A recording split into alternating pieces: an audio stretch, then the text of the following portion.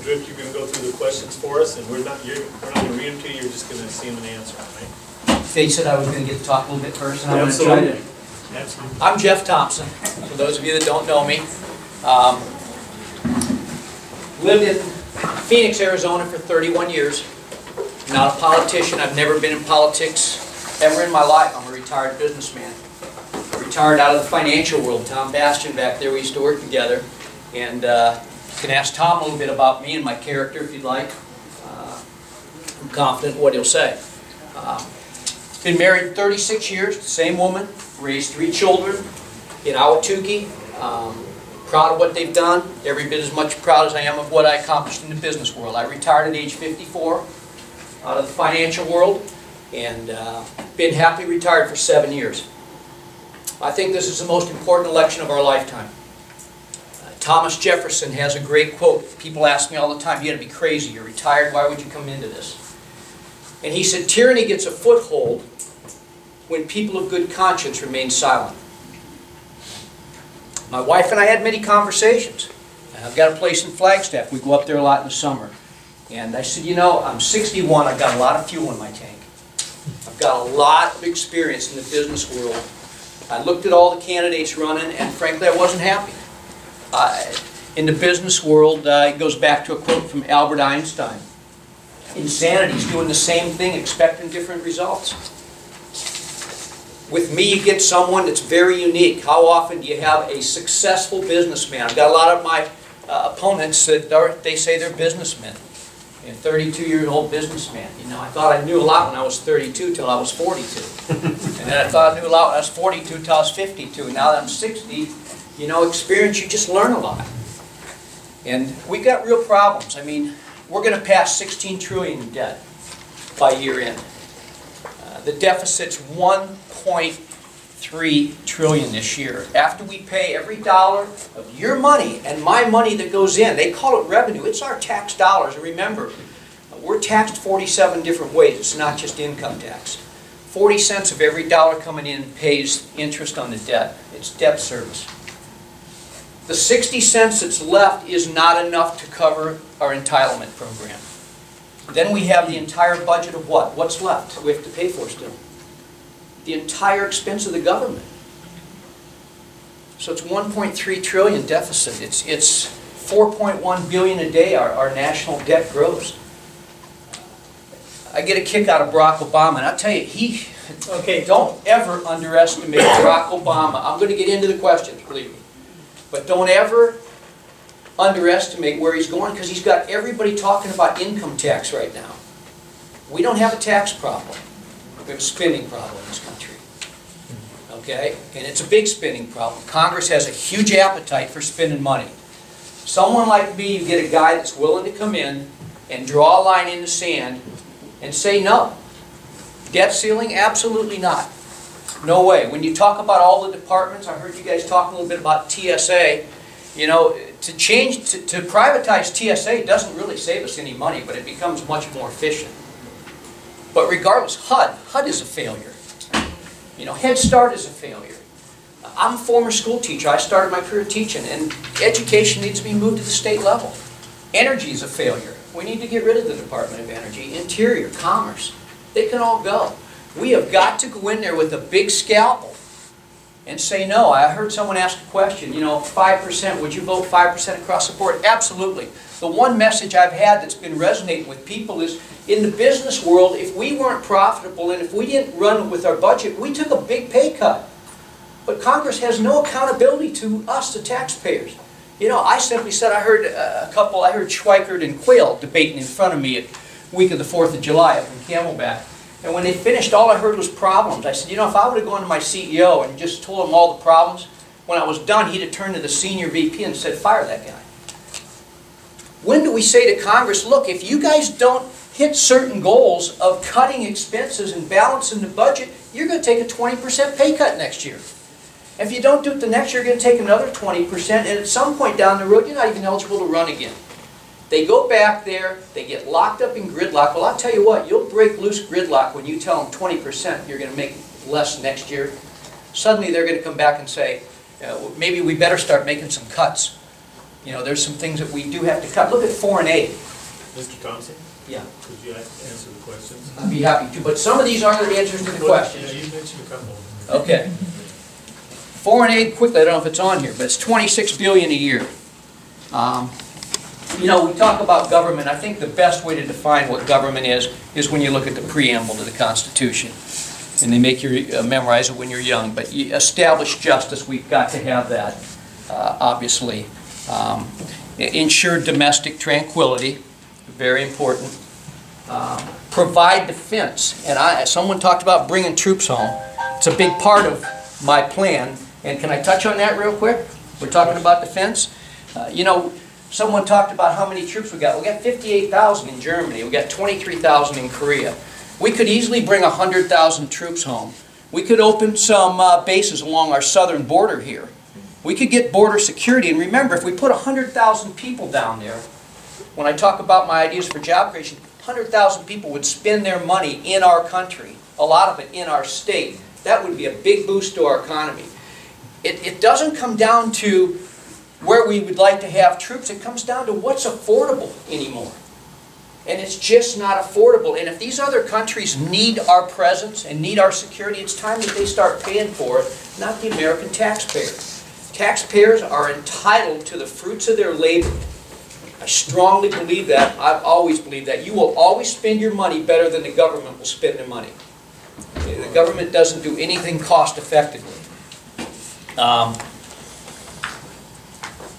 Promote the general welfare. You know, with the welfare system, I know you guys probably have discussions with the liberals on that. It's promote general welfare, not provide welfare. Welfare started off as a safety net, and it's a hammock in way too many cases. And we've got to do something about the welfare system. And I could tell you stories, but I don't want to venture too far off there. And secure the blessings of liberty. That's what the government's supposed to do. And nothing else. Get out of the way. There's way too much regulation in our economy too. When you look at why business owners don't go into business, and I worked with business owners for many, many years, there's a lot of them on the sideline right now. And they're on the sideline because the risk-reward's out of balance. There's so much risk involved when you look at Dodd-Frank and Sarbanes-Oxley. Even though there's some good pieces in those legislative pieces, as a general piece of legislation, they're crippling. They're crippling to our economy. We've got to remove those pieces of legislation. We've got to do it right away. Business owners have to say it's worth the risk for the reward. Business owners typically go down. They borrow from their 401k. They take equity out of their house. They go to the bank, and what do they have to do? How much do they put up? They put up 200% for every dollar that they get to borrow. So if they need 200 grand, they have to put $400,000 up. Now, if they lose everything. And I've talked to so many business owners through the years, and they'd always tell you about the time they had to go down and pledge assets to make payroll. None of the business people in the community or in their business come with them and say, hey, put my house up. I'll put my house up. They don't. All the risk is on the business owner. They're entitled to reward. They shouldn't be punished. The corporate income tax rate's way too high also. I'd like to go into some of those things, but I don't want to do that because I don't want to venture too far off here.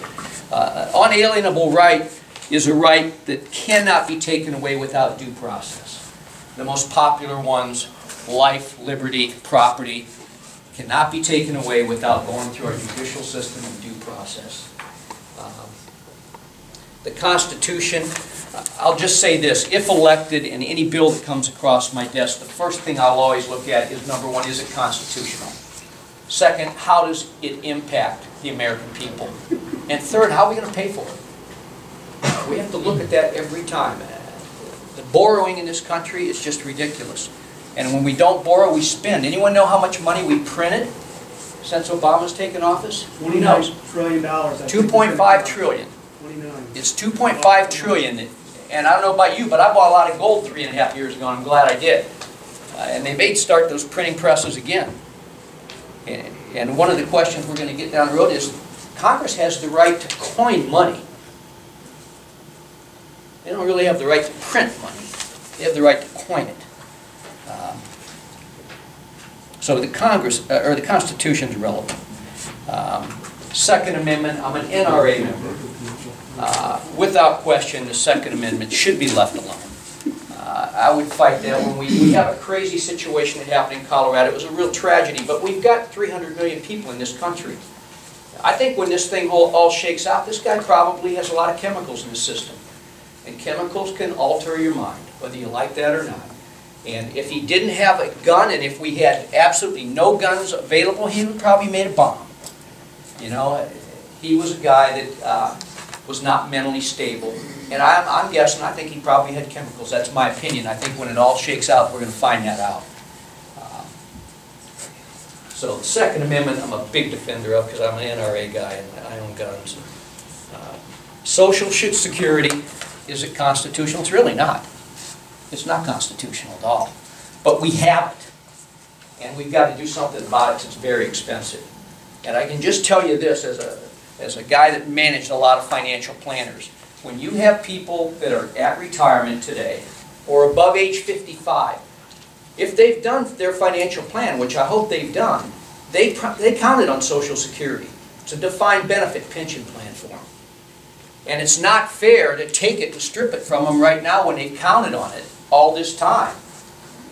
It really isn't. It's not fair because they can't do a do-over. They can't go back and live the last 15, 20 years over again. So we can't take that from them. But when you start getting below age 55, there's got to become a transition. And we have to transition into a defined contribution plan instead of a defined benefit plan. Just like we need to have Congress change from their defined benefit pension plan that they get into a defined contribution 401k like everyone else. And they should have Obamacare too. They passed it. Let them have it. You know? It's ridiculous if they have the plans they have, and it's expensive, and we all pay for it with our tax dollars. I've paid a lot of taxes in my lifetime, and I sure don't like the way they've spent the money. So, Social Security, when we get down to the younger ages, remember the mortality tables constantly change. People constantly live longer. Okay, they've always gone up our whole life. I remember when I started in that financial world, mortality was 72. And it's much higher than it now. So we have to tell younger people, look, there's going to be some pain to fix what's wrong with this country. We're all going to have some of that pain. But if we don't all endure some pain, this ship could sink, and we're all on it. So people have to understand, when you're under age 55, you're going to have to work more years. We're going to have to do the calculation. This is going to be 2 or 3 more years for those people. And for people young like my kids are in their late 20s, early 30s, and they're successful and they're doing well, they're going to have to work longer. Let me tell you, there's a lot of people now that planned on retiring when they're 65 and they're still working. They're working because of what happened. Because of government intervention into the real estate market. And we really ought to talk about that, but it's not on the agenda because that's what collapsed the economy, locally and internationally. And it really hurt Arizona. It isn't our desire to limit your time, but we have other people. You've got 5 more minutes. Do you want to answer questions, or you just want to keep going with these? I've got 5 minutes left. That's right. Let's do question 6. That's kind of No, it's 7:16 on my phone, so that I'm clock's fast. just going by what I That saw clock's on fast, the so clock. he's got 10. Yeah, but it was Let me go a real couple quick ones. Talk about the Fed. It passed today. They're going to audit the Fed. We shouldn't do away with the Fed till we see what comes out of the audit. But boy, I sure don't like the idea of Congress being in charge of monetary policy if we get rid of the Fed too. So there's got to be a fix there somewhere. Are you aware of the Reserve Bank of North Dakota? Yeah. Let me go on to United Nations real quick, because I know United Nations is important. First of all, as a House member, we really don't have any power, because as you know, any treaty signed has to be signed by the President, then it has to go to the Senate, it has to get 67% of the votes. But all these treaties, we're a sovereign nation. I don't want the United Nations involved in anything, and we pay half their budget right now. And we can't really afford to do that right now. So as far as the United Nations go, I would vote to completely drop out. The United Nations should be involved in helping poor countries and people that are in need, and they can do it through charity as far as I'm concerned. There's enough like-minded people out there that feel that way. As far as the wars go and what's going on now, for heaven's sakes, unless it is an imminent danger, the President is supposed to go before Congress before we do any type of military action. If it's an imminent danger, he can do it, and then he's got 30 days to go before Congress. And the bombings and things of Egypt and the Egypt Spring and Syria, how's that all working out? my gosh, Muslim Brotherhood has the Suez Canal right now. The Strait of Hormuz is in danger. And let me just tell you something. We should be stockpiling our oil right now. Because when we have problems with the Strait of Hormuz over there, your gasoline price is going to go to $6 a gallon, and mine is too. We could have had shallow water drilling. We could have done the Keystone Pipeline. We could have opened up Anwar. And we could have been stockpiling oil in preparation for what's going on over there. But we just don't seem to have any vision. Do you want me to keep going? I'll be start answering questions. I'll do whatever you guys want. You've got questions. Go ahead. You started out by quoting Einstein. The stupid thing to do is the same thing over and over again when it's not Insanity. working. You've just heard two politicians talk about how they'll continue that insanity with the drug war. And at the same time, they believe in free trade. And they somehow miss the idea that stopping free trade in drugs causes a black market, which actually causes more problems. Do you understand that, or are you just more of the same? Well, let me just tell you something right now. Whether you like it or not, you're talking about a guy here, I've never even smoked a joint, okay? I've never done an illegal drug in my life, and probably never will. But the bottom line is, if somebody in here wants a beer, or somebody in here wants to smoke a joint, which is harder to go get right now? Somebody wants to go do cocaine right now, how hard is it to go get it? You know, people tell me that it's readily available to anyone. So if it's readily available right now, why are we allowing all these people on the other side of the Mexican border to massacre 35 to 55,000 people down there a year, and they're making all the money? Because it's profitable. So we probably ought to take a strong look at what we have to do to perhaps legalize it, only because it's available. And I'm an anti-drug guy, and you'll never use drugs around me. I hate drugs. And I think they're bad and evil and vicious, but the bottom line is they're here. Who are we kidding? They're all over the place. They're easier to get than going down and buying a beer. Yeah. You gave pragmatic arguments. I personally think that in a free country, if you're not threatening or endangering or harming other people, you have a right to make your own decisions about your own life. Which means you can eat what you want, drink what you want, smoke what you want, inject what you want. I think the concept of a war on drugs is incompatible with the concept of a free country. So on an ethical point of view, where do you stand with regards to war on drugs? Do you agree with my statement? I do agree with your statement. So you would favor ending the war on drugs? That's good. That's a problem. And I'm against it. And I got to tell you, if this kid in Colorado is found to have had chemicals in his system, I mean, it's got to be, it can't be any worse than it is, for heaven's sake. But we're going to mess around with this kid for 2 more years before we do anything. It's going to cost us a couple $100,000. It's ridiculous. Yeah. I'm not a public speaker, so I kind of get away from what I'm not either. I mentioned before that I'd like to see the 17th Amendment repealed, because I think we no longer have any control over the senators. The senators are making a lot of decisions for this country and which affect us. One of those decisions are, amongst those decisions is giving themselves pay raises and working towards making sure that they get elected at least 3 times, because after they're elected 3 times, they now qualify for all the bennies for the rest of their lives. 18 years. What would you like to do on getting rid of some of this self-gratifying? Here's the thing about that amendment. Our founding fathers said the Senate position was much more important than the House position. And they didn't trust the American voters to pick senators, so they wanted the state to do it. All I'm just going to tell you is, if we were back in that situation, John Kyle and John McCain would have been out of office years ago. Oh, yeah.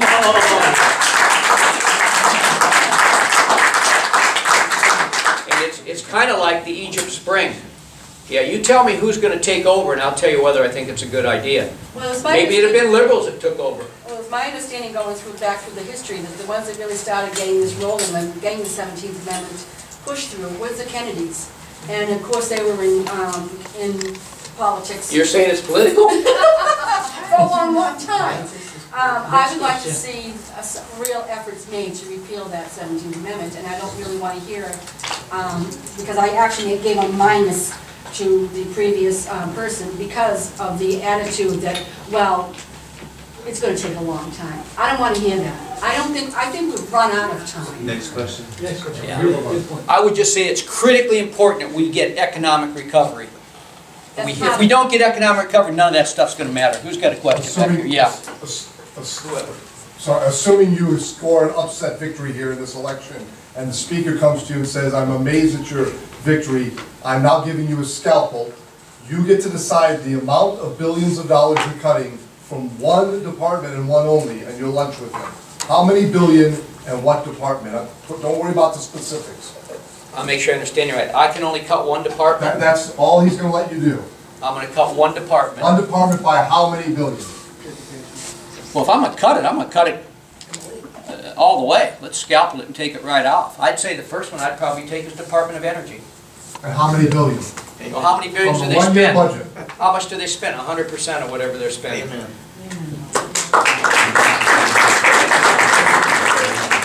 Now, you can't do it in one day, but you can do it pretty fast. Yeah. Question, sir. What are your thoughts on things such as the Patriot Act, the NDAA, and over 30,000 drones that have been assigned to the federal government? The FAA is just I'm against the Patriot Act, and I like the drones for the war, but I got a real problem flying over my house with the drone looking in my windows and things like that, so we got to be real careful. Again, we have got to reduce the size of government. Government has got to understand their power. People need to have the power, and I don't want the government spying on me or my neighbors or any of you, unless there is substantial reason and they get a court order. Maybe you're a drug addict or something. Yeah, you said you're for the drones for the war. Are you for targeted assassination of American citizens using drones? You know, if they do that, what are they supposed to do? They're supposed to get congressional approval before they do that. So you're for that? So if they would get congressional approval, and if we had Osama bin Laden, for example, American citizen, and it knew where he was, well, an American citizen, by our Constitution, we're not supposed to do that. And so you have to, again, I told you, the first thing is it constitutional? If it's not constitutional, we should do it. Let me tell you, the Constitution's not the problem in this country. The Constitution is the solution. I agree. And we've got to adhere to it, and we've gotten away from it way too far. Yes, sir. Yeah. Probably the last question. The Reserve Bank of North Dakota, could you tell us what you know about that, and what it does, and how it functions versus the Fed? Could I tell you about the Reserve Bank of North Dakota and how it functions? As opposed to the Fed, and why it's there? you can say no, it's okay. No, I've heard people talk about this subject, and to say I know a ton about it would be misleading. But my understanding that in North Dakota that that particular bank is basically monitored by the people of North Dakota. Isn't that correct? And they don't participate in the Federal Reserve System, correct? Right. That's right. So, would you support something like that for Arizona?